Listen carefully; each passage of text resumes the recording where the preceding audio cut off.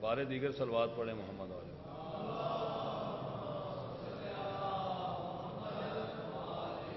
مومنین اکرام، جیسے پہلے میں اعلان کر چکا ہوں کہ سارے ذاکرین تشریف لا چکے ہیں، ہمارے پاس ابھی ممبر پہ ایک ایسی شخصیت موجود ہے جنہوں نے علی ولی اللہ کا یہ جو پیغام ہے گھر گھر پہنچایا۔ ممبروں پہ بیان کرنا اور بات ہے، گھر گھر میں پہنچانا یہ مولا کی طرف سے معجزہ ہے، اور ہماری خوش نصیبی ہے کہ وہ ہمارے درمیان موجود ہیں اور تشریف لے آئے ہیں، ہم ان کے شکر گزار ہیں۔ اور ابھی تھوڑی دیر کے بعد آپ سے خطاب فرمائیں گے۔ ان کی حوصلہ افزائی کے لیے آپ میرے ساتھ نعرہ تکبیر، ہاتھ بلند کر کے نعرہ رسالت، نعرہ حیدری، حسینیت، حسینیت، یزیدیت، نعرہ حیدری۔ اب آپ کے سامنے وکیل محمد والے محمد جناب سید عباس عابدی صاحب خطاب فرمائیں گے۔ آپ سے التماس ہے کہ بلند آواز سے صلوات پڑھیں محمد والے محمد پہ۔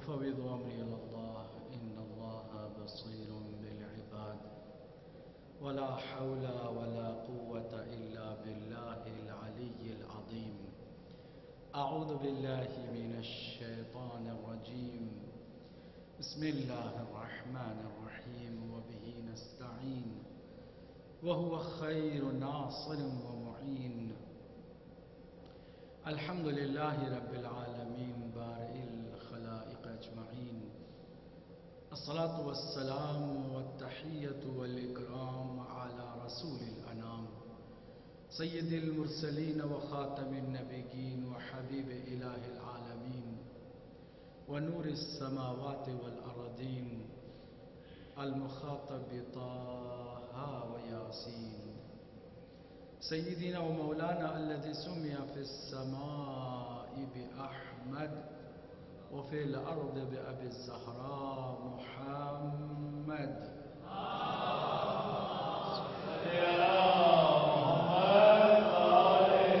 وعلى أهل بيته الطيبين الطاهرين المعصومين المرنومين المنتجبين المكرمين الميامين واللعن على أعدائهم وغاصب حقوقهم ومنكر فضائلهم والشاكين فيهم والمنحرفين عنهم أجمعين أما بعد قال الله الحكيم في كتابه الكريم بسم الله الرحمن الرحيم هل جزاء الإحسان إلا الإحسان فبأي آلاء ربكما تكذبان آپ تمام کی خدمت میں مخلصانہ سلام پیش کرتے ہیں۔ ایک صلوات سے گفتگو کا آغاز ہم کرنا چاہیں گے۔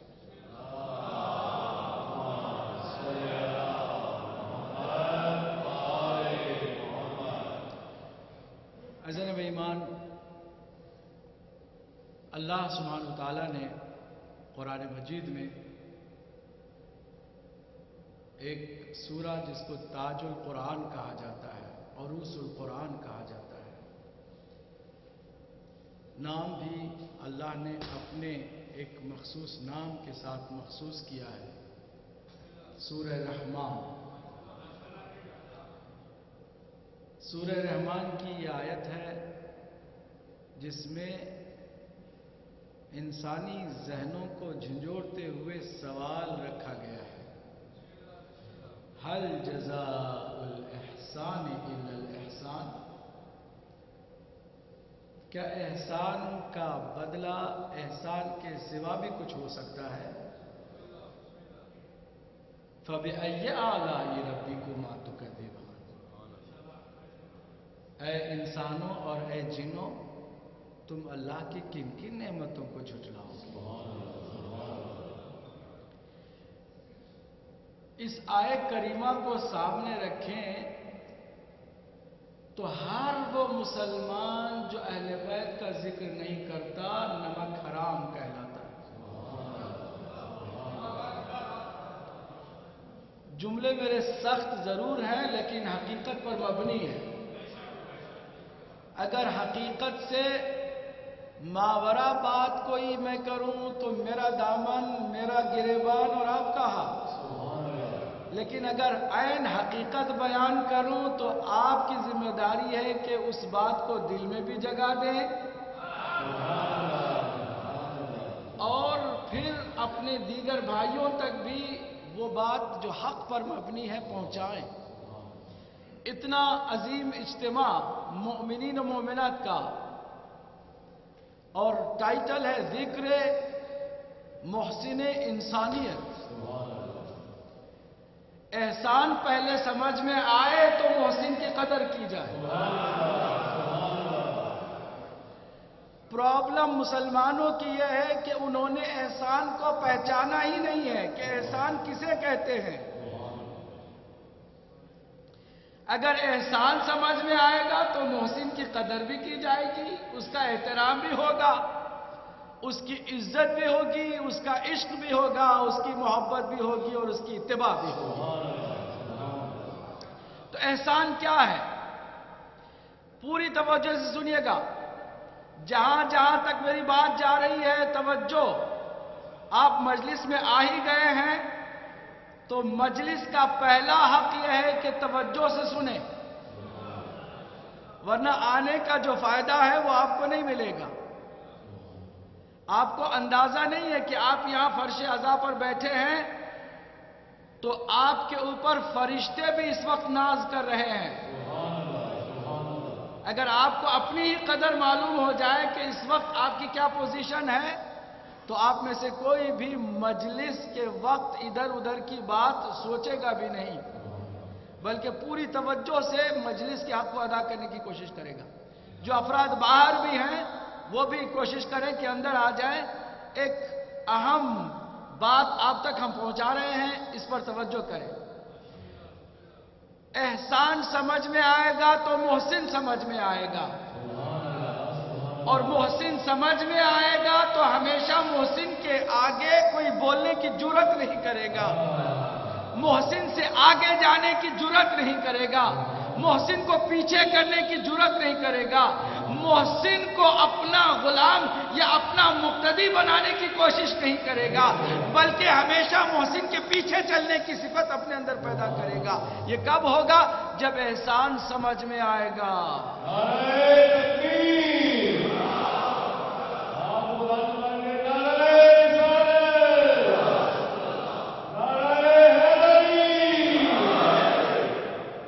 तवज्जो तवज्जो, एहसान समझ में आए तो मोहसिन समझ में आए, मोहसिन समझ में आए तो हर इंसान का बेड़ा पार हो जाए। आज हम जिक्र मोहसिन इंसानियत करने बैठे हैं ना, पहले समझे तो सही। कुरान मजीद में एहसान लफ्ज 11 मरतबा आया है, इसलिए कि लोग एहसान नहीं समझ पाए, 12वें का भी इंतजार है। قرآن ہے، مذاق نہیں ہے۔ 11 مرتبہ لفظ احسان قرآن مجید میں آیا، 39 مرتبہ محسن، محسنین اور محسنون کے الفاظ آئے۔ بات سمجھ میں آئی؟ احسان 11 مرتبہ، محسن 39 مرتبہ۔ کیوں؟ اس لیے کہ احسان ایک دفعہ سمجھ میں آ جائے گا تو پھر محسن ہی کی باتیں ہوتی رہیں گی، محسن ہی کا تذکرہ ہوتا رہے گا۔ قرآن مجید نے احسان کی 2 قسمیں بتائی ہیں، توجہ۔ ایک وہ احسان کہ جسے آپ چکا سکتے ہیں، ایک وہ احسان جسے آپ چکا نہیں سکتے۔ نتیجے میں اس طرح کے محسن کے آگے ہمیشہ جھکے رہو، کیونکہ اس کا احسان چکانے کے قابل ہے ہی نہیں، تم اسے چکا ہی نہیں سکتے ہو۔ جب احسان چکا ہی نہیں سکتے تو دبے رہو، اونچا مت بولو، اس کے آگے بات نہ کرو، اس سے آگے نہ چلو، ہمیشہ اس کے نیچے دبے رہو، کیونکہ اس کا احسان تم چکا نہیں سکتے ہو۔ وہ احسان جسے آپ چکا سکتے ہیں، دوست دوست کا احسان چکا سکتا ہے، بیوی شوہر کا احسان چکا سکتی ہے، شوہر بیوی کا احسان چکا سکتا ہے، بھائی بھائی کا احسان چکا سکتا ہے، بہن بہن کا احسان چکا سکتی ہے، پڑوسی پڑوسی کا احسان چکا سکتا ہے، ایک رشتہ دار دوسرے رشتہ دار کا احسان چکا سکتا ہے۔ یہ سارے احسانات جو ہم روزمرہ کی زندگی میں کرتے ہیں، ایک دوسرے کو فیور کرتے ہیں، ایک دوسرے کی مدد کرتے ہیں، ایک دوسرے کے ساتھ اچھائی اور بھلائی کا کام کرتے ہیں، اور یہ جو سلسلہ خیر کا ہے لگاتار آپ کی طرف سے بھی ہے، ان کی طرف سے بھی ہے، دونوں طرف سے یہ معاملہ ہوتا رہتا ہے۔ آپ احسان چکاتے رہتے ہیں، کسی پر کسی کا احسان ہوگا آپ چکا سکتے ہیں، اس سے بہتر آپ اچھا کر دیں، اس کے لیے نیکی کر دیں، اس کا احسان اتر جائے گا، آپ کے سر پہ اس کا قرضہ باقی نہیں رہے گا۔ لیکن کچھ ایسی ہستیاں ہیں کہ جن کا احسان تم چکانا بھی چاہو گے تو نہیں چکا سکتے ہو۔ وہ کون ہے؟ پہلا میرا رب ہے۔ تم رب کا احسان کبھی نہیں چکا سکتے، جس نے تمہیں پیدا کیا، تم کو عدم کی اس اندھیری گھٹا سے نکال کر کے اجالے میں لا کر کے زندگی عطا کی، تم کو وجود بخشا، تمہیں رزق دیا، تمہاری ساری زندگی اس کے مرہون منت ہے۔ تم چاہو گے بھی تو کیا اپنے رب کا احسان چکا سکتے ہو؟ نعرہ تکبیر، ہاتھ بلند کر کے نعرہ تکبیر، نعرہ رسالت، نعرہ حیدری۔ احسان رب کا چکا سکتا ہے کوئی؟ ہرگز نہیں۔ کیوں؟ اس لیے کہ ہم کچھ بھی نہیں ہیں۔ اچھا، جو کچھ بھی اسے واپس دینا چاہتے ہیں، کیا ہم نے اپنی طرف سے پیدا کیا ہے؟ نہیں۔ جو کچھ بھی دے دے اسی کا تو ہے۔ یہ احسان کہاں ہوا؟ چکانا احسان کا کیسے ہوا؟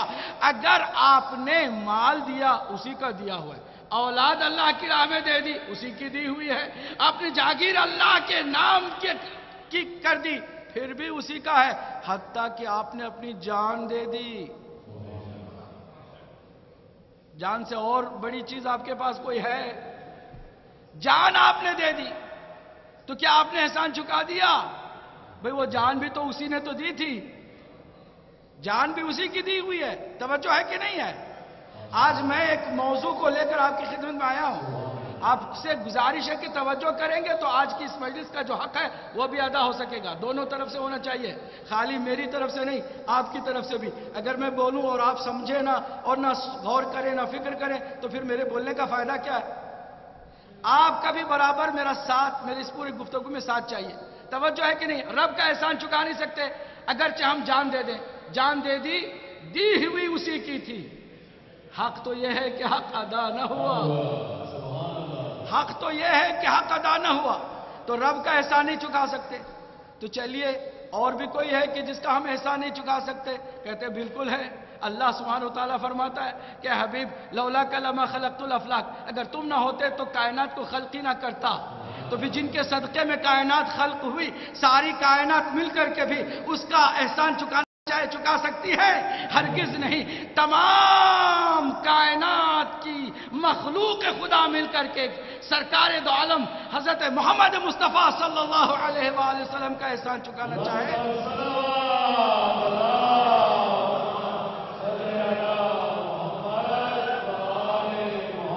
محمد مصطفیٰ صلی اللہ علیہ وآلہ وسلم کا احسان کوئی چکا نہیں سکتا ہے۔ کوشش کرنا ضروری ہے، لیکن کوشش یہ سوچ کر کرو کہ تم احسان چکا نہیں سکتے ہو، بلکہ ہمیشہ دبے رہو۔ نبی مکرم نے انسانوں کو ہی نہیں بلکہ تمام موجودات کو وجود میں آنے کا موقع فراہم کیا، وسیلہ بن کے۔ اگر آپ نہ ہو تو کائنات کی کوئی خلقت نہ ہو، کوئی وجود نہ ہو۔ تو معلوم ہوا کہ اللہ کے بعد کسی کا احسان جو آپ چکا نہیں سکتے ہیں وہ کون ہے؟ کہیے، آپ کے اور ہمارے رسول اعظم صلی اللہ علیہ وآلہ وسلم۔ محمد والے محمد بلند صلوات اللہم صلی علی محمد والے محمد۔ کیوں احسان نہیں چکا سکتے؟ اس لیے کہ کچھ بھی نہیں تھا۔ اللہ نے انہیں پیدا کیا اور ان کے وسیلے سے پھر سب کچھ ہوا۔ یہ اور بات ہے کہ اللہ نے ایک ذات پر ہی اس کا انحصار نہیں رکھا۔ یہ اور بات ہے کہ اللہ نے اس کے وجود سے کائنات پیدا ضرور کی، لیکن اسے بھی اپنی طرح وحدہ لا شریک نہیں رکھا۔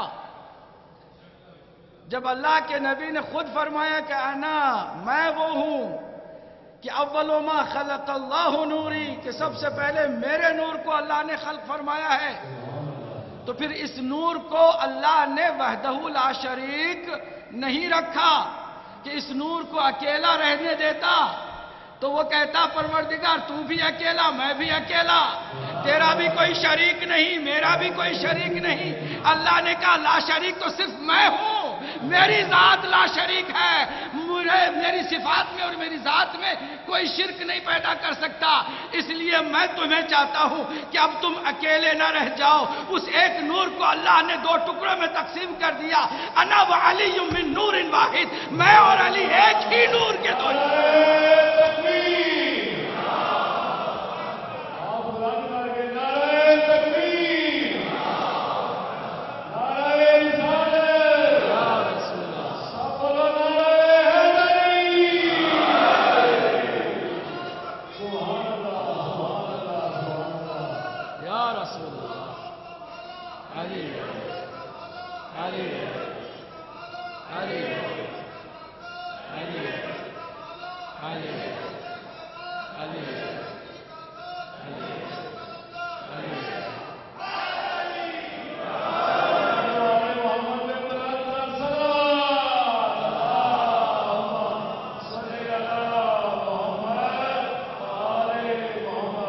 اب ذرا غور سے سنیے، مسلمانوں کو احادیث کا علم ہوتا ہے، پھر بھی کچھ لوگ بغض کی وجہ سے احادیث کو چھپانے کی کوشش کرتے ہیں۔ اول ما خلق اللہ نوری، یہ حدیث یاد ہے، مگر یہ حدیث کسی کو یاد نہیں کہ انا وعلی من نور واحد، میں اور علی ایک ہی نور کا دو حصے ہیں۔ اگر یہ بات بھی سمجھ میں آتی تو علی سے کسی کو کوئی بھی افضل سوچتا بھی نہیں۔ حدیث کو ادھورا بیان کرنا دشمن اہل بیت کا طریقہ ہے، جیسے آیات کو بھی توڑ مروڑ کے بیان کرنا دشمنان اہل بیت کا وتیرہ ہے۔ لیکن ہم چونکہ مکمل دین کے قائل ہیں، قرآن بھی مکمل بتائیں گے، حدیث بھی مکمل بتائیں گے۔ انا وعلی من نور واحد، پھر اس کو 5 میں اللہ نے تقسیم کیا، 5 سے پھر 12 اور 14۔ اب ان 14 کا احسان انبیاء بھی چکانا چاہیں چکا نہیں سکیں گے۔ اور یہ خالی دعویٰ نہیں ہے۔ عباس عابدی جب کوئی بات کرتا ہے تو بغیر دلیل کے بات نہیں کرتا ہے۔ اگر دلیل نہ ہو تو بات نہ کرے، اور بات کرے تو دلیل پیش کرے۔ توجہ ہے کہ نہیں ہے؟ اب مجھے بتائیے تمام مسلمان مانتے ہیں کم از کم کہ ہمارا نبی تمام انبیاء سے افضل ہے. کسی کو اگر انکار ہے تو وہ مسلمان نہیں ہے. تمام انبیاء سے کون افضل؟ ہمارا نبی افضل. تمام معجزات سے کون سا معجزہ افضل؟ نبی مکرم کا معجزہ افضل. ذرا مجھے یہ تو بتائیے کہ تمام انبیاء کا آقا اگر ہمارا نبی ہے اور اس نبی کے نور کا برابر شریک کوئی ہے تو کیا وہ کسی نبی سے کمتر ہوگا یا پھر نبی مکرم کی طرح تمام انبیاء سے وہ بھی افضل ہوگا؟ یہ اور بات ہے کہ تمام انبیاء سے جو افضل ہے وہ یہ کہہ رہا ہے، توجہ، کہ میں جس کا مولا ہوں علی اس کے مولا ہے. اگر مسلمان مانتا ہے کہ نبی ہمارا آدم کا بھی مولا ہے تو اسے یہ بھی کہنا ہوگا کہ علی بھی آدم کا مولا ہے.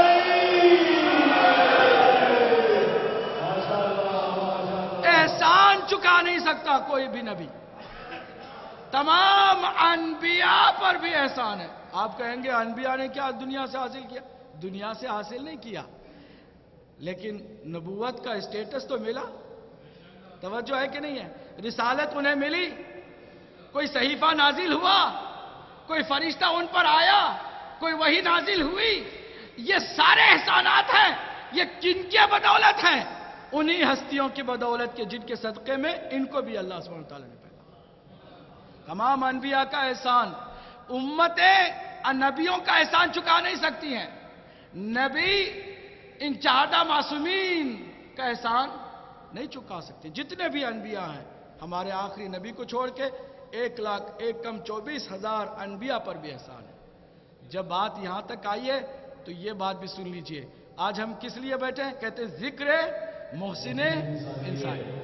بڑا تنگ نام آپ نے رکھا ہے. یہ خالی انسانیت کے محسن نہیں ہیں بلکہ جنوں کے بھی محسن ہیں، فرشتوں کے بھی محسن ہیں، بلکہ کائنات کے ذرے ذرے پر ان کا احسان ہے. ذرا اس کو تھوڑا تنگ نظری سے ہٹا کر دیکھیے. پوری اس کائنات گیلیکسیز ہے، بہت ساری گیلیکسیز ہیں، بہت ساری گیلیکسیز ہیں، بہت سارے سولر سسٹمز بھی ہیں، پلانٹس بھی بہت سارے ہیں. کہتے ہیں بہت سارے پلانٹس میں چھوٹا سا پلانٹ کیا ہے؟ زمین ہے. چل رہے ہیں میرے ساتھ کہ نہیں چل رہے؟ چھوٹا سا پلانٹ زمین ہے. زمین میں بھی پانی 3 حصے، 1 حصہ خشکی. ذرا ایسے نظر رکھیے، جو علی والے ہوتے ہیں ان کی نگاہ ایسے وسیع ہوتی ہے، ان کی نگاہ وسیع ہوتی ہے. گیلیکسیز میں، پلانٹس میں زمین سب سے چھوٹا پلانٹ.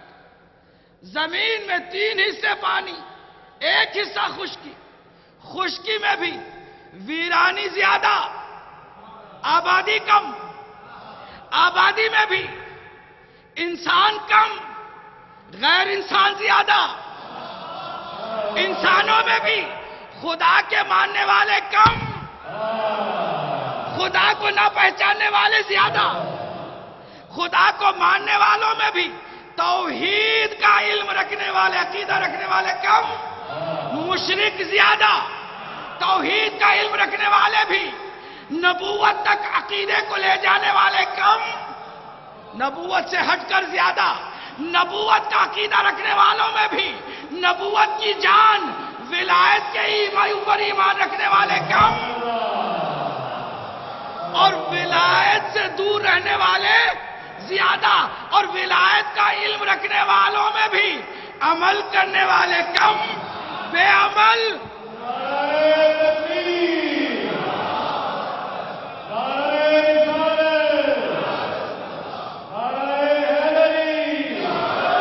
اب ذرا سنیے، پوری توجہ سنیے گا.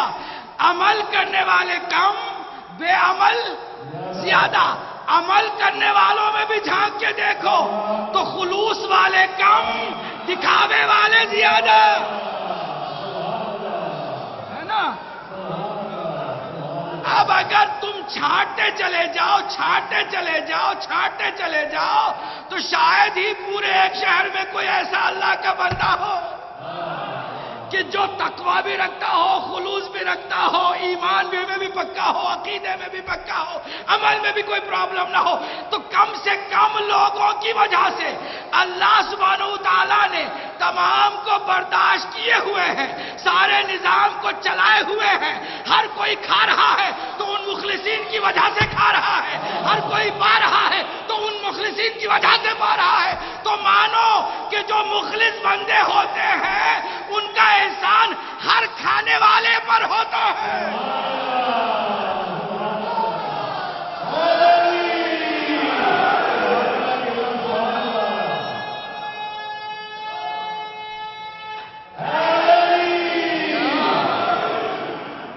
ہر پانے والے پر احسان، ہر کھانے والے پر احسان، بلکہ میں بہت آسان کر دوں، ہر سانس لینے والے پر احسان.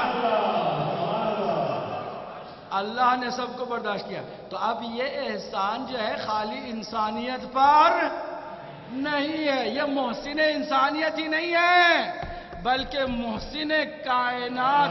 گیلیکسیز جتنی بھی ہیں، پلانٹ جتنے بھی ہیں، جتنے بھی کوکب ہیں، جتنے بھی ستارے ہیں، جتنے بھی چمک ہیں، جتنی بھی زندگی ہے، ہر زندگی پر اگر کسی کا احسان ہے تو اسے حسین ابن علی کہا جائے.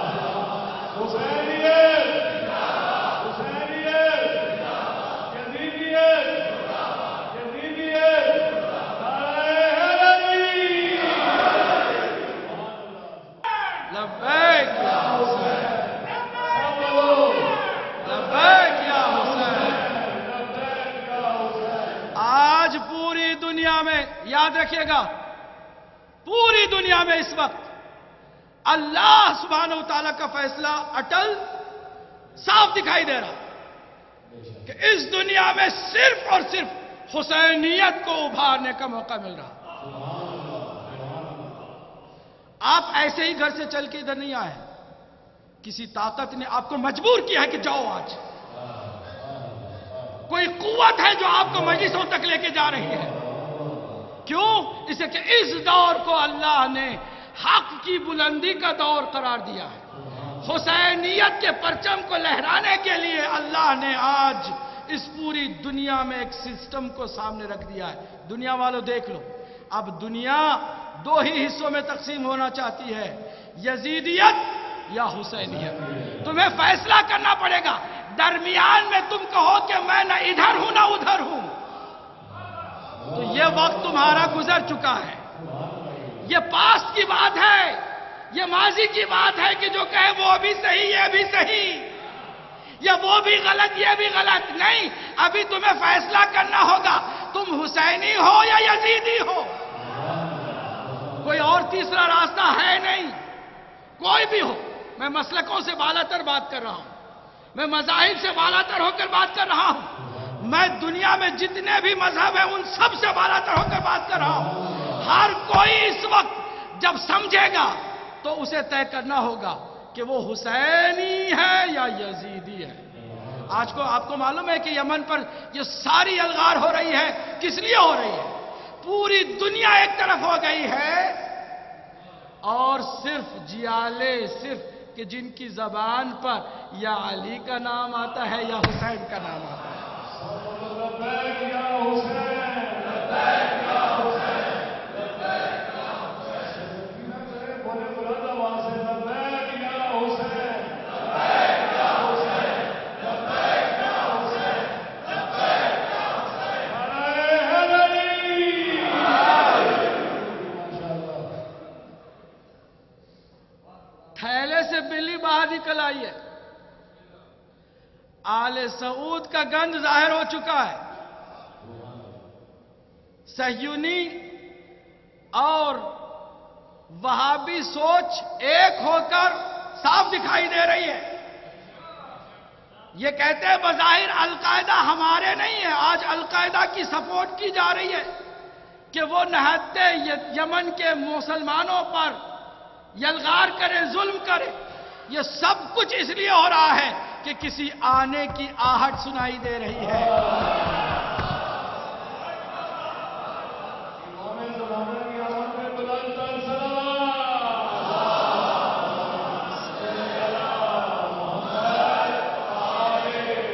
آج آپ کے ایک ایک فرد تک بات پہنچانا چاہتا ہوں اور اس میڈیا کے ذریعے سے پوری دنیا تک بات پہنچانا چاہتا ہوں کہ جان لیں کہ ہم ولایت والے ہیں، ولایت ہی والے ہوں گے جو عنقریب اس پوری زمین پر حکومت کریں گے۔ آپ کو یقین نہ آئے تو شیعہ کہنا چھوڑ دیجئے، مجھے یقین ہے میں شیعہ ہوں الحمدللہ، اور ولایت والا ہوں، اور ولایت والوں کو ہی اللہ سبحانہ وتعالیٰ نے وعدہ دیا ہے کہ وہ قیامت اس وقت تک آنے نہیں دے گا جب تک کہ یوسف زہرا کی حکومت قائم نہ ہو جائے۔ آمادہ ہو آپ، تیار ہو آپ۔ ایک سوال کا جواب میں دینا چاہتا ہوں۔ ہمارے نوجوان ہم سے بہت پوچھتے ہیں، ای میل کے ذریعے سے، فیس بک کے ذریعے سے، مختلف سوشل میڈیا کو استعمال کر کے پوچھتے ہیں کہ کیا بات ہے کہ پوری دنیا ہمارے ہی خلاف ہے، صرف ہماری ہی گردنوں کو کاٹا جاتا ہے، صرف ہماری بستیوں کو اجاڑا جاتا ہے؟ کیا بات ہے کہ لبنان میں شیعوں کو ہی ٹارگٹ کیا جاتا ہے؟ کیا بات ہے کہ عراق میں شیعوں کو ہی مارا جاتا ہے؟ اکثریت جہاں شیعہ ہوں وہاں بھی مارے جاتے ہیں، اقلیت میں ہوں تو بھی مارے جاتے ہیں۔ کیا بات ہے کہ افغانستان میں بھی شیعوں کو مارا جاتا ہے، بحرین میں اکثریت ہو کر کے بھی وہ پسی بھی قوم شیعہ قوم ہے؟ اگر آج اس وقت یمن میں بھی ان شیعہ قوموں کو مارا جاتا ہے تو اس کی کیا وجہ ہے؟ پاکستان میں بھی بہت ساری قومیں رہتی ہیں، اگر کسی اور پر مارے تو پوری دنیا اس کے خلاف مظاہرہ کرتی ہے، لیکن ہمارے بڑے ہم لقب دے رہے ہیں۔ کوئی کسی مسجد سے برقع پہن کے نکل رہا ہے، بڑی اس کی تعریف کی جاتی ہے۔ حد یہ ہے کہ جو لوگ کہتے ہیں کہ بزرگوں کی ولادت و شہادت منانا بدعت ہے، آپ لوگ اپنے بزرگوں کی ولادت و شہادت مناتے ہیں، ہم نہیں مناتے۔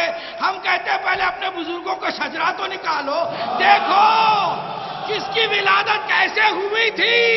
جب تمہارا ماضی شرمناک ہے تو تم نہ مناؤ، ہم ان کی بات کرتے ہیں کہ جن کا ماضی بھی درخشان ہے، حال بھی درخشان ہے، اور مستقبل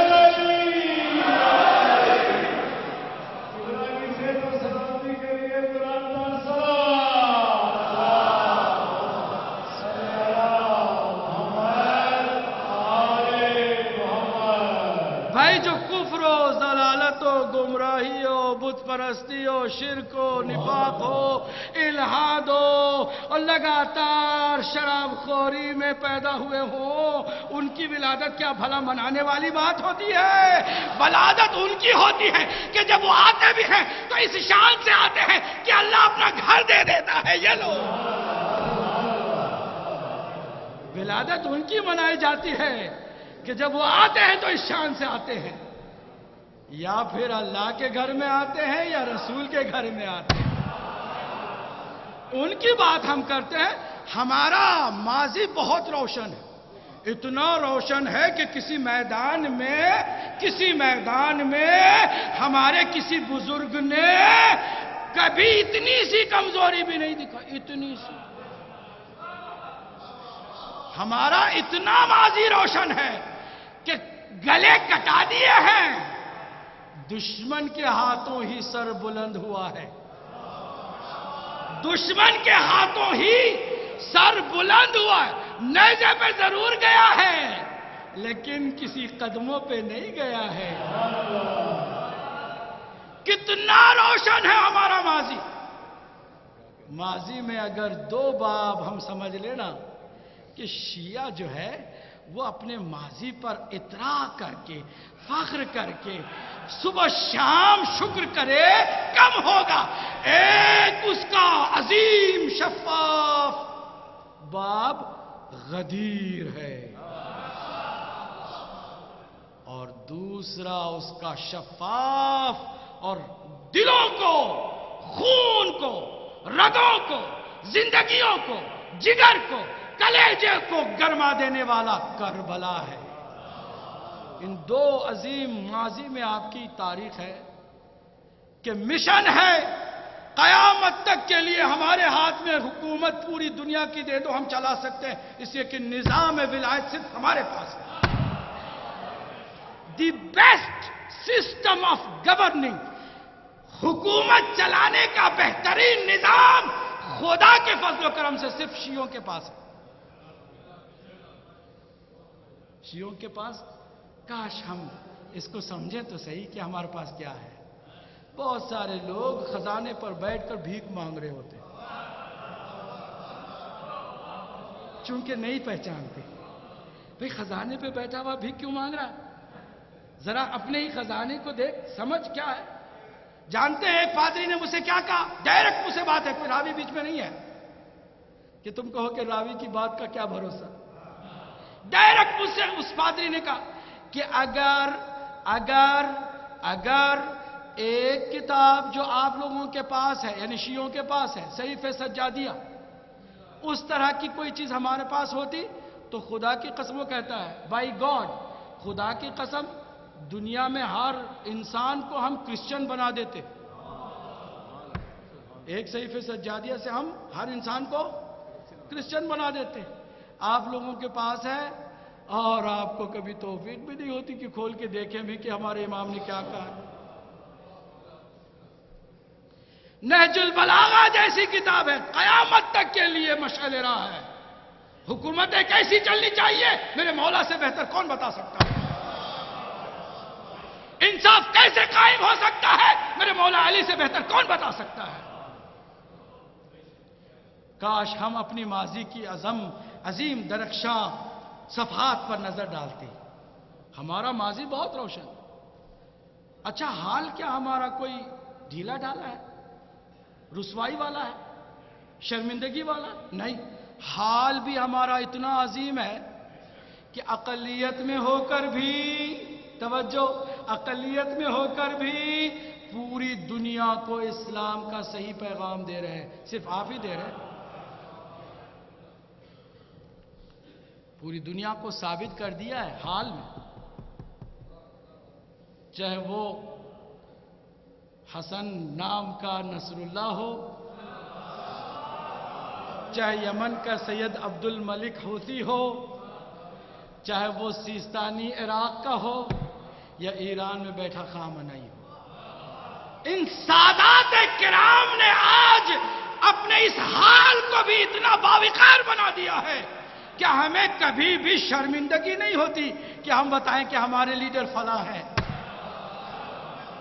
کبھی بھی شرمندگی نہیں ہوتی۔ یہی وجہ ہے کہ آپ کے حال کو بھی خراب کرنے کے لیے ہمارے درمیان ایجنٹس بھیجے گئے کہ مرجعیت کے خلاف ہی بات کرو، خلاف بولو، مرجعیت کے خلاف بولو، مجتہدین کے پیچھے نہ جاؤ۔ مجتہدین کے پیچھے نہیں جائیں تو کیا آل سعود کے پیچھے جائیں؟ اس وقت کیا ہم شریف کے پیچھے جائیں، نواز شریف کی تقلید کریں؟ خدا کے بندو، اگر مجتہدین کے پیچھے نہیں جاؤ گے تو نہ رسول ملے گا نہ امام ملے گا۔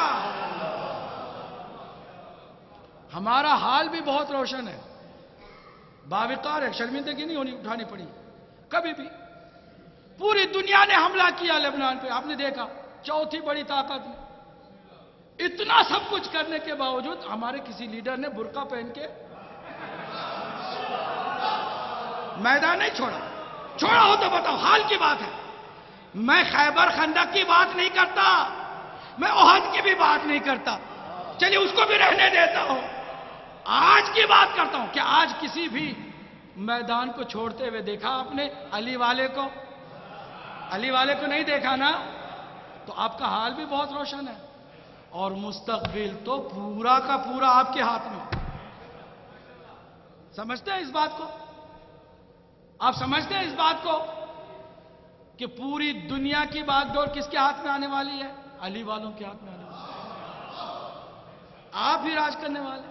قربانیاں ضرور دینی پڑتی ہیں، لیکن قربانیوں کا جو اینڈ ہے نا، وہ اتنا حسین ہے، اتنا پیارا ہے کہ ابھی قیامت آنے سے پہلے ہی مظلوموں کے ہاتھ میں حکومت آئے گی، پرچم زہرا کے لال کے ہاتھ میں ہوگا.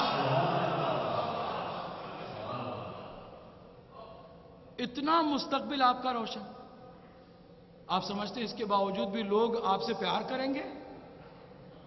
آپ کا ماضی اتنا درخشاں، آپ کا حال اتنا روشن اور آپ کا مستقبل اتنا عظیم درخشاں، آپ کو ایسے ہی جینے دیں گے؟ راحت سے رہنے دیں گے؟ آپ کو تعریفیں کر کے آپ کو پسند کریں گے؟ ہرگز نہیں. آپ کے گلے کاٹیں گے، آپ کو مٹانے کی کوشش کریں گے. اس لیے کہ دشمن جتنا کر سکتا ہے وہ ضرور کرے گا. اس وقت ساری دجالی فورسز مل کر کے کوشش کر رہی ہے کہ شیعہ جہاں بھی ہو ان کو ختم کرو. باری ہماری بھی آنے والی ہے. یورپ میں رہنے والوں یہ نہ سمجھو کہ تم بچ کے یہاں آ گئے ہو تو آرام سے ہو. نہیں، وہ بھی آنے والا وقت، لیکن ہم اس کے لیے تیار ہو. کیسے تیار ہو؟ ولایت کے نظام کو سمجھے. آخری جملے ہیں آپ کے حوالے کرنے چلا ہوں. ولایت کو کتنا آپ نے سنا ہے؟ بہت سنا ہے نا لفظ ولایت. ولایت، ولی، مولا، تین لفظ تو بہت سنے ہیں نا آپ نے. سنے کہ نہیں سنے؟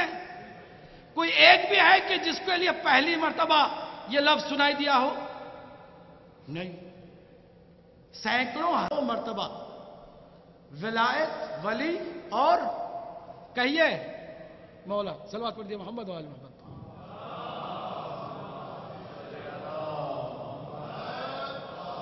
دیکھیں صلوات،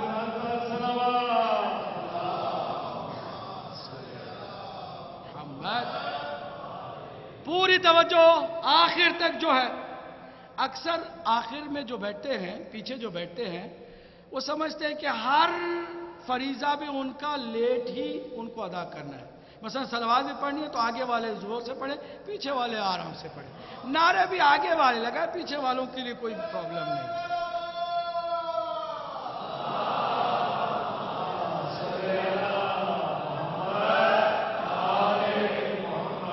جتنا آگے والوں کو جوش سننے کا ہونا چاہیے اتنا ہی پیچھے آخر تک رہنے والے کو بھی ہونا چاہیے. سنیے آج میں کیا بتانے جا رہا ہوں. ولایت لفظ عام، مفہوم بہت کم کو سمجھ میں آیا. ولی اتنا عام لفظ کہ ہر گندے انسان نے، پھٹے پرانے کپڑے پہننے والے انسان نے اور 2-2 انچ میل اپنے بدن پہ چڑھا لینے والے انسان نے اور اپنے گھٹنوں تک داڑھی بڑھا لینے والے انسان نے اپنے آپ کو ولی کہنا شروع کر دیا. لوگوں نے بھی اس کو ولی ماننا شروع کر دیا. ولی لفظ کتنا عام ہے لیکن مفہوم اس کا اتنا خاص ہے کہ اکثر لوگ سمجھنے سے قاصر ہیں. مولا کیا لفظ ہے؟ مولا. جس نے تھوڑی سی اس میں کچھ چھان بین کی فوراً ڈر گئے. بھائی مولا تو صرف اللہ ہے، اللہ کے سوا کسی کو نہیں کہہ سکتے، یہ شرک ہے، وہ شرک ہے، مولا تو صرف اللہ. اللہ کیوں؟ اتنی سی بات انہیں پتا چلی مولا کسے کہتے ہیں. چل رہے میرے ساتھ کہ نہیں چل رہے؟ ان کو عجیب سا شوق لگا. نہیں بھائی اتنا عظیم لفظ ہے مولا، ہم تو بس اللہ کے سوا کسی کو نہیں کہیں گے. کسی کو سمجھ میں مولا نہیں آیا، ہر کسی کو مولا کہنا شروع کر دیا. مولا مولا مولا مولا، گھوڑے کو بھی مولا. خدا کے بندو، مولا کے مفہوم کو سمجھو. ہمیشہ افراط اور تفریط. نہیں سمجھنے والے نے اللہ کے سوا کسی کو مولا نہیں جانا، اور کسی نے فراغ دلی دکھائی تو گھوڑے کو بھی مولا کہنا شروع کر دیا. بھائی مولا کیا ہے سمجھو. آج کی اس میری مجلس کا ماحصل ہے. اگر یہ پیغام ہم نے سمجھ لیا تو مجلس میں آنے کا آپ کو بھرپور فائدہ ہوا. یہاں سے آپ کی فکر بدل کر کے نکلی ہے. آپ کی اس مجلس میں سننے کی حد تک بات نہیں رہ جاتی ہے. آپ کے روز مرہ کی تمام تر ایکٹیویٹیز میں، آپ کے روز مرہ کے تمام کاموں میں ولایت بھی عمل دخل اس کا ہوگا. ولی کا لفظ بھی اس پر اثر کرے گا، مولا کا لفظ بھی آپ کے اوپر اثر کرے گا. سننا چاہیں گے؟ کہتے ہیں ولایت کے 70 سے زیادہ معنی ہیں. ہم کہتے ہیں سارے معنوں کو ایک رکھو، اس کا لب لباب بتاؤ کیا ہے، روح ولایت کے معنی کی بتاؤ کیا ہے، روح کیا ہے؟ کہتے ہیں روح ولایت کے معنی کی یہ ہے کہ اللہ نے تصرف کا حق دیا ہے۔ کیا دیا ہے؟ حق۔ کس چیز کا؟ تصرف کا۔ تصرف کسے کہتے ہیں؟ یوز کرنے کو، یوٹیلائز کرنے کو، کسی چیز کو استعمال کرنے کو۔ ہر استعمال کرنے والا مالک نہیں ہوتا۔ چل رہے میرے ساتھ کہ نہیں ہے؟ ہر استعمال کرنے والا مالک نہیں ہوتا۔ میں اس وقت لاؤڈ اسپیکر استعمال کر رہا ہوں، یہ میرے تصرف میں ہے مگر اس کا مالک میں نہیں ہوں۔ ٹیبل پر میرا تصرف ہے، میں مالک نہیں ہوں۔ کرسی پر میرا تصرف ہے مگر میں مالک۔ ہر تصرف کرنے والا، ہاں حق اگر مالک دے دے، مالک اگر تصرف کا حق دے دے تو پھر میرے تصرف کو جائز کہا جائے گا، حق کہا جائے گا۔ اگر مالک اجازت نہ دے دے تو پھر یہی تصرف کا حق جو ہے وہ کیا ہو جائے گا؟ ناجائز ہو جائے گا۔ آپ کی گاڑی کی چابی کسی نے چوری سے نکال کے اچھے کام کے لیے، چند مومنوں کو جناب مسجد میں لے کے آنا ہے، چوری سے چپکے سے گاڑی کی چابی آپ کی جیب سے نکالی اور وہ چلا گیا۔ اس نے گاڑی میں تصرف کیا، آپ کی گاڑی کو استعمال کیا، مقصد بھی بہت اچھا ہے۔ کیا مقصد ہے؟ کہ اچھے چند لوگوں کو، مومنوں کو مجلس میں لے کر آئیں گے۔ لیکن چونکہ گاڑی کے مالک نے اجازت نہیں دی، تصرف کیا ہو گیا؟ حرام۔ کہیے حرام۔ تصرف حرام ہو گیا، اس لیے کہ جس کی ملکیت تھی اس نے تمہیں اجازت نہیں دی۔ اجازت دے دے تو حلال، اجازت نہ ملے، سمجھ رہے ہیں؟ اب سنیے، ولایت کہتے ہیں تصرف کے حق کو۔ سب سے پہلے جو مالک ہے اس کو تصرف کا حق حاصل ہے، اور وہ کون ہے؟ اللہ کی ذات۔ اللہ تبارک و تعالیٰ تمام کائنات کی چیزوں کو اس نے بنایا ہے، اس پر اسے ہی تصرف کا حق حاصل ہے۔ لہذا اگر نیپال میں زلزلہ آ جاتا ہے تو کوئی اللہ کو ظالم نہ کہے، کیونکہ اس کی مخلوق پر وہ خود تصرف کا حق رکھتا ہے۔ چل رہے میرے کے ساتھ نہیں چل رہے؟ اگر کسی بچے کی جان لیتا ہے تو اللہ کو قاتل نہ کہو، کیونکہ وہ اسی کی ملکیت ہے، اس کے اوپر تصرف کا حق بھی اسی کو حاصل ہے۔ چل رہے میرے ساتھ؟ چل رہے کہ نہیں چل رہے؟ اب ایک مالک ہوا تو کیا ہر استعمال کرنے والا، ہر تصرف کرنے والا بھی مالک ہو؟ ضروری نہیں ہے۔ تو جس نے تصرف کے حق کو مالک کے ساتھ جوڑ کے دیکھا، اس نے شور مچایا، اللہ کے سوا کسی کو مولا نہ کہو، اس لیے کہ صرف وہی ایک مالک ہے۔ ہم کہتے ہیں بات سمجھو، مالک اس میں کوئی شک نہیں کہ اللہ ہے اور وہ ایک ہے۔ مالک کائنات کا کون ہے؟ اللہ ہے اور وہ ایک ہے۔ کائنات کا مالک صرف ایک ہے، کائنات کا رازق صرف ایک ہے، کائنات کا خالق صرف ایک ہے۔ اللہ کے ساتھ کسی کو کوئی شریک قرار دیتا ہے تو وہ مشرک ہے، غالی ہے، وہ مومن نہیں ہے، وہ مسلمان نہیں ہے۔ اور شیعہ تو دور کی بات ہے، وہ مسلمان جب نہیں ہے تو شیعہ تو بہت دور کی بات ہے، شیعہ ہرگز ہو نہیں سکتا ہے۔ تو مالک تو ایک ہے، لیکن دیکھنا یہ ہے کہ مالک نے کیا کسی ہستی کو تصرف کا حق دیا ہے کہ نہیں دیا ہے۔ اگر اس نے تصرف کا حق دیا ہے تو وہ بھی مولا ہوا، وہ بھی مولا ہوا، یعنی تصرف وہ بھی کر سکتا ہے اللہ کی اجازت سے۔ اللہ نے اجازت دی، تصرف کا حق حاصل ہو گیا۔ اب وہ دوسرا کون ہے؟ اللہ نے کہا کائنات کو میں نے بنایا ہے لیکن میرے محمد کے صدقے میں بنایا ہے، اب محمد کو بھی تصرف کا حق حاصل ہے۔ کائنات کے ذرے ذرے پر میرا نبی تصرف کا حق رکھتا ہے، تصرف کر سکتا ہے۔ اب اس طرح دیکھو کہ رسول نے فرمایا کہ جیسے میں تصرف کا حق رکھتا ہوں، علی بھی اسی طرح۔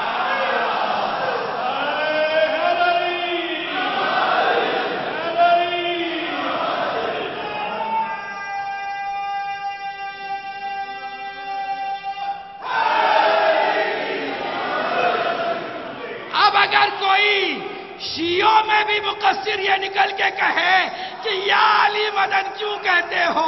1400 سال پہلے مولا کی شہادت ہو چکی ہے۔ نادان، اگر تو مولا کو مولا مانتا ہے تو اسے تصرف کا حق حاصل ہے۔ تصرف کا جب حق حاصل ہونا تو وہ مجبور نہیں ہوتا۔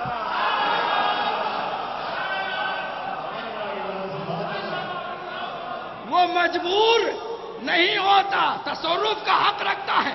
کس پر تصرف؟ کس پر تصرف؟ سوال ہے، کس پر تصرف؟ مالک نے اپنی پوری کائنات کو، توجہ، کائنات کو اپنی ملکیت میں اگر مالک کے علاوہ کوئی اور اجازت دے تو پھر وہ ناجائز تصرف ہے۔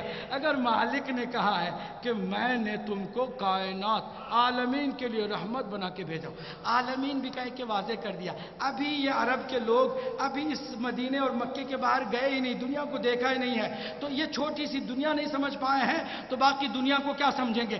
بعد میں سمجھ لیں گے۔ عقل والے لوگ پیرس میں بیٹھ کر مسلمان مومن جب اکٹھا ہوں گے مجلس میں، وہ سمجھ لیں گے کہ بات صرف تصرف کے مکے اور مدینے کی نہیں ہے، صرف حکومت کی نہیں ہے، صرف چند دنوں کی حکومت کی بات نہیں ہے، بلکہ عالمین کی بات ہے۔ یعنی جتنی گیلیکسیز ہیں، جتنے پلانٹ ہیں، جتنی بھی مخلوق خدا ہے، ان سب کے لیے میں نے اپنے حبیب کو رحمت بنا کے بھیجا، یعنی تصرف کا حق دیا، اس کو مولا بنا دیا۔ اب اللہ کا نبی فرما رہا، میں جس کا مولا، علی اس کے مولا۔ کائنات کا مولا کون ہے؟ علی علیہ السلام ہے۔ یہاں پر مالک ہونے کی ضرورت نہیں ہے، تصرف کا حق اللہ نے دیا ہے جو مالک ہے۔ کوئی شرک کی بات بھی نہیں ہے۔ اور پھر توجہ سے سن لیجئے، تصرف ذرے ذرے پر ہے، خالی ہم پر نہیں۔ اچھا، اللہ نے فرمایا کہ موت بھی ایک مخلوق ہے۔ کیا کہا؟ موت بھی ایک مخلوق ہے۔ ہر مخلوق پر تصرف کا حق حاصل ہے، اور مولا علی کائنات کے مولا ہیں۔ 1400 سال پہلے اگر شہید ہو گئے تو کیا پھر موت پر ان کا تصرف ختم ہو گیا؟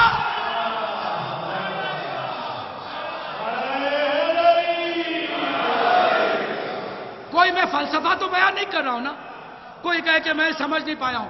اتنی سادی اردو ہے میری اور اتنی سمپل زبان ہے، 2+2 4 جس کو سمجھ میں آتا ہے اس کو یہ بھی سمجھ میں آ گیا ہوگا کہ میرا مولا 1400 سال کے بعد بھی اسی طرح تصرف کا حق رکھتا ہے جس طرح اپنی اس ظاہری زندگی میں رکھتا تھا۔ ٹھیک؟ ولایت ہے، ولایت کا مطلب تصرف کا حق۔ اچھا، ہم بھی ولایت والے ہیں کہ کیا مطلب ہے؟ ہم تصرف کا حق رکھتے ہیں؟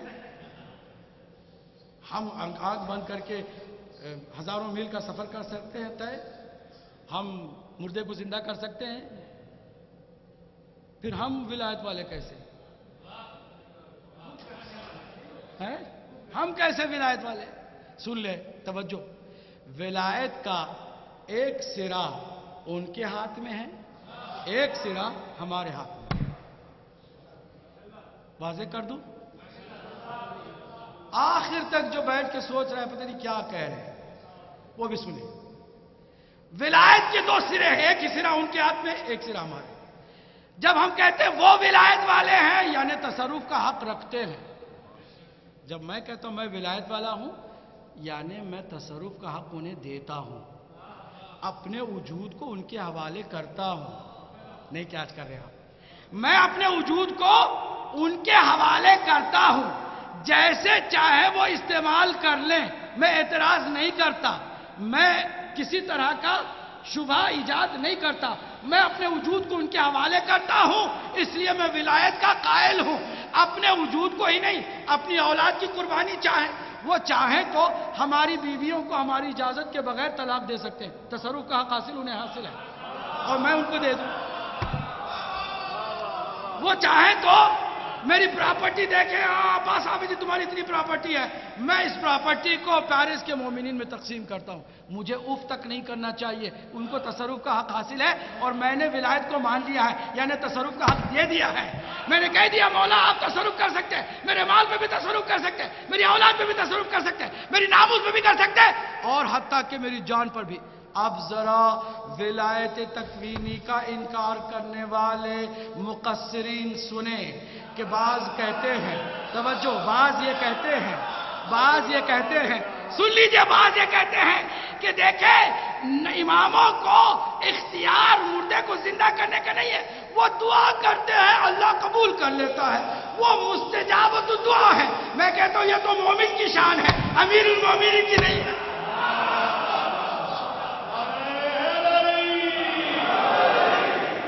یہ شان امیر المومنین کی نہیں ہے، یہ مومن کی شان ہے کہ دعا کرے اس کی دعا قبول ہو جائے۔ دعا کرتے معجزہ ہو جاتا ہے، خود ان کے پاس تصرف کا حق نہیں ہوتا۔ کہ عجیب بات کرتے ہو، میرے اس سوال کا جواب دو۔ ایک شخص آتا ہے، یہ واقعہ بھی مسلم ہے، مقصر بھی مانتا ہے، یہ واقعہ ہے کیا؟ ایک شخص آتا ہے، کہتے ہیں ابن رسول اللہ السلام علیکم۔ وعلیکم السلام، میں آپ کا شیعہ ہوں۔ اچھا، تنور میں چلے جاؤ۔ سوال، اگر ان کو تصرف کا حق حاصل نہیں ہے میری جان پر، تو کس حق سے یہ کہہ رہے ایک جیتے جاتے آدمی کو کہ جل کے مر جا، تنور میں چلا جا؟ کیسے کہہ رہی ہے ایک آدمی کو جس نے کوئی جرم نہیں کیا، جس نے کسی کا قتل نہیں کیا، فسق و فجور میں بھی کوئی اس کا ریکارڈ نہیں ہے، کس بات کی سزا دے رہے کہ تنور میں چلا جا؟ تنور جلانے کے لیے ہوتی ہے؟ تنور میں آدمی کیا ہوتا ہے؟ کباب ہوتا ہے۔ تو پھر اس کو کیوں بھیجا جا رہا ہے؟ امام کا حکم بتا رہا ہے تصرف کا حق ہے، تصرف کا حق ہے، میں بھیج رہا ہوں۔ تو اگر مومن ہے، توجہ، اگر تو مقصر نہیں ہے، تو شیعہ ہے، تو پھر یہ نہ کہنا کہ میں کیوں جاؤں، بلکہ فوراً چلا جا۔ یہ ہے ولایت والے ہونے کا مطلب۔ میں ولایت والا ہوں، مطلب یہ کہ امام کے تنور میں چلا جا تو میں چلا جاؤں، ٹال مٹول نہ کروں۔ اس کی طرح اسے سر کھجا کے کہا مولا جلے آپ کے دشمن۔ واہ بھائی واہ، کتنے چالاک مومن ہیں یہ۔ کہتے جلے آپ کے دشمن، میں کیوں جلوں؟ اس نادان نے یہ نہیں سمجھا کہ آگ جلاتی ہے، یہ تو سمجھ میں آتا ہے، لیکن کچھ تصرف ایسا بھی ہے کہ جو آگ کو گلزار بنا دیتا ہے۔ بھئی آپ سننے کے موڈ میں نہیں ہے تو مجھے بتا دیں، میں ختم کر دوں۔ ابھی میرے پاس کچھ منٹ باقی ہیں، اس لیے میں عرض کر رہا ہوں، توجہ کیجئے۔ آپ کو تصرف کا حق دینا ہوگا، آپ ولی ہوں گے، آپ ولایت کے ماننے والے ہوں گے۔ جو مولائی ہیں ایسے ہیں، مولائی وہ نہیں کہ کہو ماتم کر دو کر لیں گے، کوئی خرچہ نہیں ہے نا، اس کے بعد لنگر بھی ملے گا، ہاں ملے گا، لیکن نماز پڑھنا، نماز 2 رکعت نماز بہت بھاری چیز ہے۔ میں حیران ہو جاتا ہوں، یہ آدمی 2 رکعت نماز پڑھنے میں اس کو کیا تکلیف ہے، کیا پرابلم؟ یہ نہیں ہو سکتا۔ اچھا چلو بھائی کچھ اچھے کاموں کے لیے کچھ پیسے نکال کے دے تو یہ نہیں ہو سکتا۔ ایسے پکڑتا ہے جیسے کوئی واقعہ بھی کھینچ کے نکالنا، یہ نہیں ہو سکتا۔ پیسے نہیں دے سکتے، نماز نہیں پڑھ سکتے، خون سے دو گا وہ بھی نہیں، مولا کو کیا کمی ہے؟ بالکل ویسے نا، جلے آپ کے دشمن، کہتا مولا کو کیا ضرورت ہے، مولا کو کیا ضرورت ہے؟ اچھا بھائی ہدایتی بھی کوئی مدد کر دو، کہتا دوسرے لوگ دے رہے ہیں نا، کام تو چل رہا ہے نا، تم کیا کر رہے ہو؟ بس مولا ہی ہے۔ باتوں کے مولائی نہیں ہوتے، مولائی وہ ہوتے ہیں کہ جو مولا کو کہیں ہم حاضر ہیں، تن من دھن، اپنا وجود حاضر ہے۔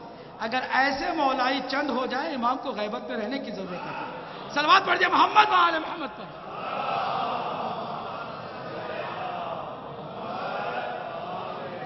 تو اب آئیے واپس، ولایت کہتے ہیں تصرف کے حق کو، انہیں پوری طرح سے تصرف کا حق حاصل ہے۔ ہم ولایت والے ہیں، یعنی تصرف کا حق دینے کے لیے تیار ہیں دل و جان سے، کہ ہم تیار ہیں، آپ ہمارے تمام وجود پر تصرف کر لیں۔ ولی کہتے ہیں جس کو ولایت حاصل ہے، جس کو ولایت حاصل ہے۔ سوال، کیوں صرف مولا علی کو ولی کہا جاتا ہے جبکہ رسول بھی ولی ہے؟ اللہ بھی ولی ہے. کیوں کہا جاتا ہے صرف علی ولی اللہ؟ جواب اس لیے کہ اللہ کے ولی ہونے میں کسی کو اختلاف نہیں، رسول کے ولی ہونے میں بھی کسی کو پرابلم نہیں. پرابلم اور تکلیف ہے تو علی کے ولی ہونے میں ہے. اس لیے ہم بمانگے تو حل کہتے ہیں اشہد ان علی ولی اللہ.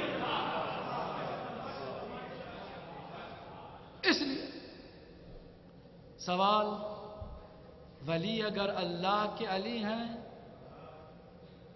تو پھر مصیبتیں ان کے اوپر کیوں آئیں؟ وہ مشکل کشا ہیں، خود مشکل میں کیوں تھے؟ اگر سارے امام اللہ کے ولی رہے، تصرف کا حق ان کو حاصل تھا، موت پر بھی ان کو حق حاصل تھا، تو پھر وہ زہر کھا کے شہید کیوں ہو گئے؟ تلوار سے شہید کیوں ہو گئے؟ جواب، اللہ نے تصرف کا حق انہیں دیا ہے، اللہ کی راہ میں اپنا اختیار استعمال کرتے ہیں، اپنی ذات کے لیے وہ استعمال نہیں کرتے. مثال دے دو. اب اس مثال کے بعد بھی کوئی نہ کہے کہ میں نہیں سمجھ سکا. مثال دے دو. ایک سرکاری افسر ہے، اس کو سرکار نے کار دی ہے، یہ کار صرف سرکاری کاموں کے لیے تصرف کا تمہیں حق حاصل ہے، یہ چابی پکڑو اور اس کو استعمال کرو. اب اگر وہ گاڑی لے کر کے بازار میں ترکاری خریدنے کے لیے اور اپنی بیگم کو شاپنگ کرانے کے لیے استعمال کرے گا تو آپ اسے کیا کہیں گے؟ یہ آدمی ناجائز تصرف کر رہا ہے. تصرف کا حق اسے ملا تھا سرکار سے سرکاری کاموں کے لیے. توجہ ہے کہ نہیں ہے؟ آپ میری طرف دیکھیں، توجہ کریں. اس نے اپنی ذات کے لیے استعمال کر دیا، پرسنل استعمال کرنے کے لیے کر دیا. نہیں کرے گا نا کوئی اچھا افسر. تمام معصوم امام اللہ کی عطا کردہ ولایت کے ولی ہیں، وہ اللہ کے بندوں کی مدد کے لیے تصرف کا حق استعمال کرتے ہیں، اپنی ذات کی مدد کے لیے نہیں کرتے ہیں.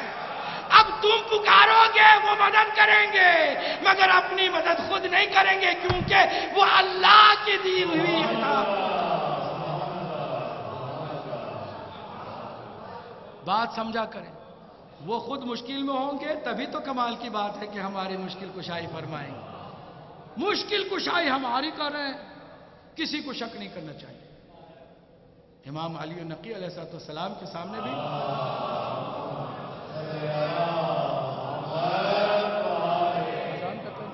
ابھی 10 منٹ اور ہیں، 10 منٹ اور ہیں. ذرا سنیے، تصرف کا حق دکھانا ہے نا. متوکل نے، اچھا میں یہ کیوں ذکر کر رہا ہوں؟ اس لیے کہ یہ ہفتہ جو ہے امام کی ولادت اور شہادت دونوں تاریخیں اس میں آئی ہیں، ہمارے 10ویں امام کی. ہم یہاں پر جمع ہوں اور اپنے زمانے کے اور اب اس وقت کے کسی بھی مناسبت کا خیال نہ رکھیں تو یہ بھی مناسب نہیں ہوگا. توجہ سنیے گا. امام کے سامنے اس نے اپنی ہیبت، اپنا روب، اپنا دبدبہ دکھانے کے لیے متوکل عباسی نے ساری فورس کو اکٹھا کیا، بہترین پریڈ کرائی. آرمی ہے، بڑی آرمی، فوج، پیادہ، تیر انداز، تلوار والے، گھوڑے سوار، ناکے پر ساری فوج اکٹھا کر کے امام کو تھوڑا سا ڈرانا چاہتا ہے، روب جمانا چاہتا ہے امام پر، امام کو مرعوب کرنا چاہتا ہے. امام سے کہتا ہے ذرا دیکھیے تو صحیح کہ فوج میری ہے، یہ میری فوج ہے، میرے ایک اشارے پر زمین کو تہس نہس کر سکتے. امام نے ایک نگاہ، میں لفظ اپنی طرف سے ادا کر رہا ہوں اور مجھے یقین ہے کہ میرے امام کی خوشنودی کا سبب بنے گا یہ لفظ، ایک حقیرانہ نگاہ فوج پر ڈالی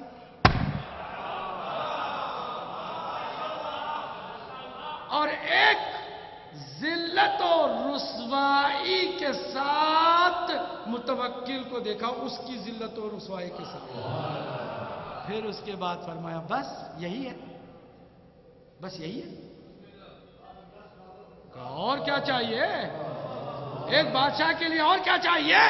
اتنی بڑی فوج، پیادہ، سوار، تلوار والے، تیر کمان والے، گھوڑے پر سوار، ناکے پر سوار، اور کیا چاہیے آپ کو؟ کہا بس یہی ہے. کہا اچھا میری فوج دیکھنا چاہتا ہے؟ اللہ اکبر. جب یہ 10ویں علی کا حال ہے تو پہلے علی کا کیا حال رہا ہوگا؟ کہتے دیکھنا چاہتے ہیں میری فوج. کہا کیوں نہیں، آپ کی بھی کوئی فوج ہے؟ دیکھنا چاہتے ہیں. ہاں یہ ہوں انگلیوں کے 2 درمیان میں فاصلہ رکھا. دیکھو اسے، زمین سے آسمان تک فوج ہی فوج ہے، فوج ہی فوج ہے. اور کہہ رہی ہے لبیک یبنا رسول اللہ، لبیک یبنا علی النقی. عجیب و غریب انداز میں. اچھا امام نے تو اس فوج کو دیکھا تھا تو حقیرانہ نگاہ ڈالی تھی نا. اب اس نے دیکھا تو اس کا کیا حشر ہوا؟ فوراً ہی بے ہوش ہو گیا. غش تاری. پھر امام نے خود اسے اٹھایا.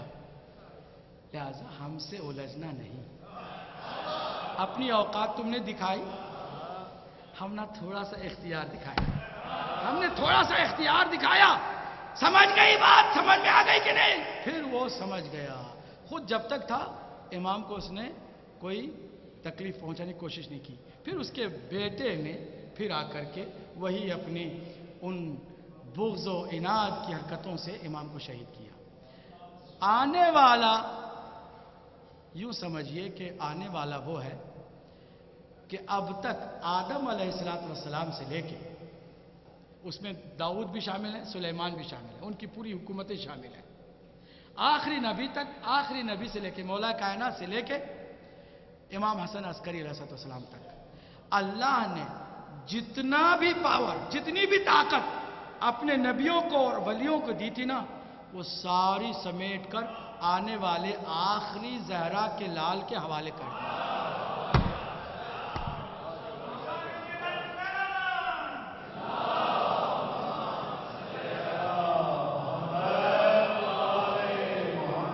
وہ یوسف زہرا آئے گا پوری قوت خداوندی کے ساتھ آئے گا،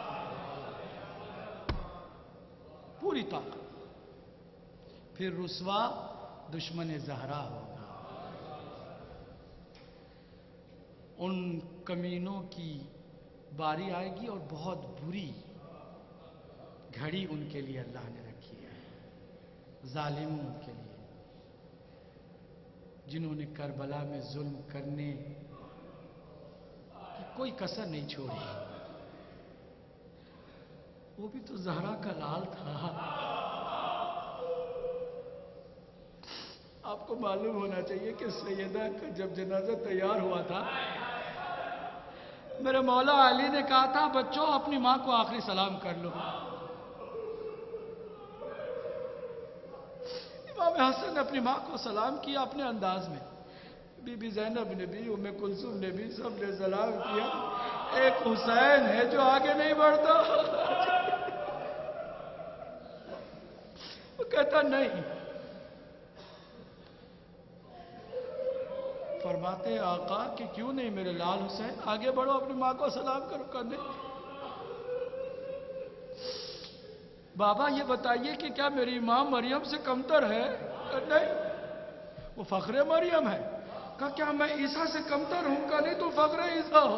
کہا جب میں نے سنا ہے کہ مریم کو آواز دی تھی عیسیٰ نے، تو ماں نے بندے کفن توڑ دیے تھے، بیٹے کو سینے سے لگا لیا تھا.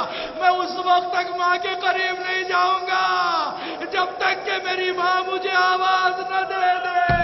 تاریخ بتاتی ہے کہ سیدہ کے بندے کفن ٹوٹے، 2 ہاتھ نمودار ہوئے، آ میرے لال حسین آ، اپنی ماں کی آغوش میں آ جا. ایسا پیار ماں اور بیٹے کا. اس منظر کو میرے حسین نے 3 جگہ پہ یاد کیا ہے. 3 جگہ پر میرے آقا حسین نے اپنی ماں کے بلانے اور اپنی آغوش میں لے لینے کے منظر کو 3 دفعہ یاد کیا ہے۔ جانتے ہیں ایک وہ موقع کہ جب مدینے سے کربلا کا سفر شروع ہو رہا تھا، میرے مولا حسین نے اپنے آپ کو اپنی ماں کی قبر کی آغوش میں ڈال دیا۔ اماں مجھے یاد ہے میں نے آواز دی تھی، تو نے مجھے بلا لیا تھا کہ آج تیری آغوش میں حسین کے لیے کوئی جگہ نہیں رہ گئی۔ حسین یہ کہہ کے ماں کی قبر پر گر گئے ہیں اور سیدہ کی آواز آتی ہے، بیٹا یہ امتحان کی گھڑی ہے میرے لال، میرے دودھ کی تاثیر دکھا دے میرے لال، بیٹا نکل جا مدینے سے، لیکن یہ نہ سمجھنا کہ ماں اپنی قبر میں آرام سے رہے گی، ماں بھی تمہارے ساتھ چلے گی، فرق صرف اتنا ہوگا تم گھوڑے پہ سوار ہوگے، ماں پاپی آدھا تمہیں آواز دیتے ہوئے چلے گی۔ دوسرا منظر جانتے ہیں کب؟ کربلا کی سرزمین پر مولا حسین پہنچ گئے۔ عزاداروں بس 2 آنسو بہا لو، یہی تو آج ہے، اپنی آخرت بنانے کا اس سے بہتر اور کون سا موقع ہو سکتا ہے؟ خیمے لگا دیے گئے۔ دوسری محرم کی بات ہے، اندھیرا چھانے لگا ہے، ایک مرتبہ زینب گھبراتی ہے، کہتے بھیا یہ عجیب سرزمین ہے، کیا ہوا؟ عجیب سرزمین ہے، کوئی دکھیاری ماں اپنے بیٹے کو پکار رہی ہے، آواز دے رہی ہے اور روتی جا رہی ہے، اس کے بہن اتنے دل خراش ہیں کہ میں سو نہیں پاتی ہوں، یہ کون ہے جو اس طرح پکار رہی ہے؟ یاد آ گیا وہ منظر میرے مولا حسین کو کہ جب ماں نے آغوش میں اپنے بلایا تھا، کہا نہیں جانتی میری ہمشیرہ ذرا آ قریب چل، جب پسے خیمہ جا کر کے کان لگا کہ دونوں نے سنا تو کیا سنا؟ وہی دکھیاری ماں ہے زینب۔ وہ کون سا واقعہ، وہ کون سا وقت ہے جب حسین گھوڑے پر ڈگمگا رہے تھے، عصر عاشور ہے، چاروں طرف سے حملے ہو رہے ہیں، کسی نے تیر مارا، کسی نے تلوار چلائی، کسی نے پتھر زہرا کے لال میں مارے، ڈگمگاتا ہوا حسین جب گھوڑے سے گرنے لگا، ماں کی یاد آئی، اماں تم نے مجھے بچپن میں سنبھالا تھا، اپنی آغوش میں مجھے لے لے۔ اللہ لعنت اللہ سیالم۔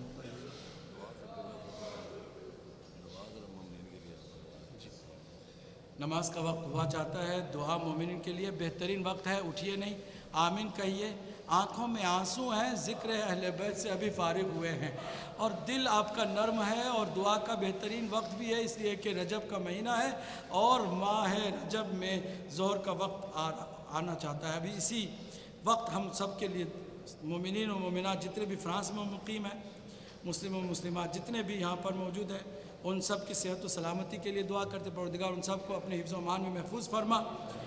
بلند آواز میں آمین کہیے گا، آپ کا نقصان نہیں ہوگا، یقین جانیے نقصان نہیں ہوگا، فائدہ ہی ہوگا۔ بلند آواز میں آمین کہ پروردگار تمام مومنین و مومنات کو فرانس میں جو رہتے ہیں ان کے لیے خصوصی طور پر دعا، اور دیگر تمام یورپ میں، امریکہ میں، ویسٹ میں، مغرب میں رہنے والے اور پھر جتنے بھی دنیا بھر میں رہنے والے مومنین مومنات ہیں، خاص کر یمن، بحرین، عراق، پاکستان، افغانستان، جہاں جہاں بھی مومن مومنات ہیں، ان سب کی صحت و سلامتی کے لیے دعا کرتے، پروردگارہ ان سب کو دشمنوں کے تمام شر سے محفوظ فرما، پروردگارہ تمام مریضوں کو شفا کامل و عاجل عطا فرما۔ الہی تجھے اہل بیت اطہار علیہ السلام کی عظمتوں کا واسطہ ہے، تمام دشمنان اہل بیت کو نیست و نابود فرما، الہی دہشت گردی کا خاتمہ فرما، داعش کو واصل جہنم فرما، الہی آل سعود کا خاتمہ فرما، الہی دنیا میں یوسف زرع کی حکومت کو جلد سے جلد قائم فرما، ہم سب کی پریشانی کو دور فرما، امام کی عالمی حکومت کو جلد سے جلد نافذ فرما، ہم سب کو امام کی اس عالم حکومت میں شریک اور حصے دار فرما۔ نماز کے لیے تیار ہوں، ایک باوز بلند صلوات پڑھ کے محمد و آل محمد پڑھ۔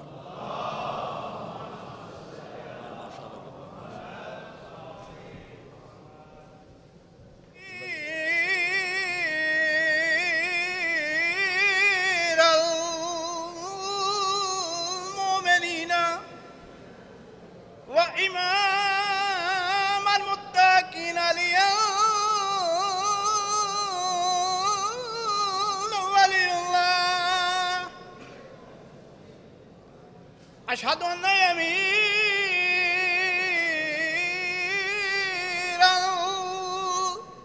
المؤمنين وإمام المتقين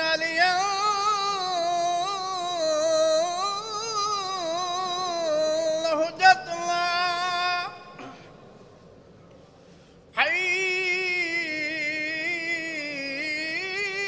على الصلاة حي على الصلاة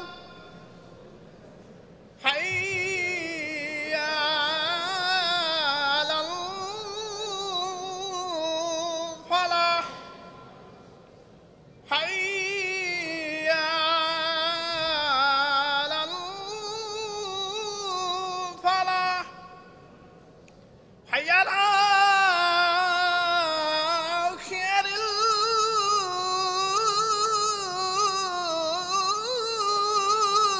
العمل حي على خير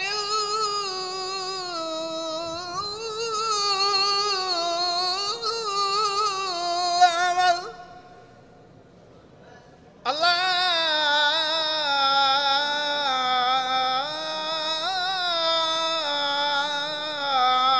الله أكبر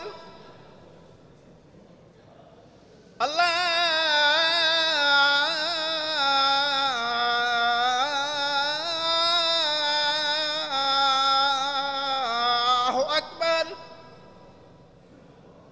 لا إله إلا الله لا إله